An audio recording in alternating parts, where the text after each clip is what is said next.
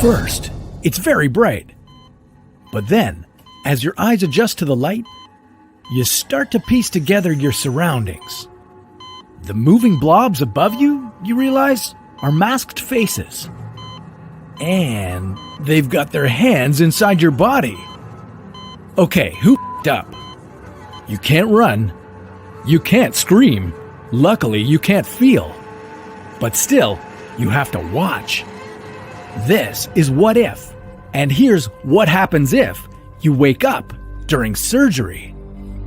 The odds of you waking up during surgery are about 1 in 19,000. That may not sound like a lot, but considering the doctors perform over 130,000 inpatient surgeries daily in the US alone, it's close to 7 people every day. When it does happen, it's usually painless, and you're usually back under in about 5 minutes. But that's not to say there haven't been some horror stories. In a study of people who've experienced anesthesia awareness, 18% reported feeling pain. And some even developed post-traumatic symptoms like increased stress, nightmares, and flashbacks. So how can a routine operation go so terribly wrong? And what happens when it does? Before any surgery, an anesthesiologist will review your medical history and ask you about your habits and your lifestyle. Everyone reacts differently to anesthetics, so it's the anesthesiologist's job to figure out a dose that will keep you unconscious during surgery without inhibiting any of your critical life functions. As you're counting down, getting heavier, getting sleepier, getting up soon? What? Is it morning already? Where am I? Anesthesia alertness can play out in different ways. It usually involves complications with the sedative, the paralytic, or both. If the paralytic wears off, but the sedative doesn't, you'll remain unconscious, but your body might still move.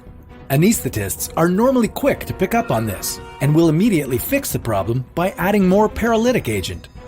Then there's the problem of both the sedative and the paralytic wearing off. This is also easy to catch because the patient might try to speak or sit up.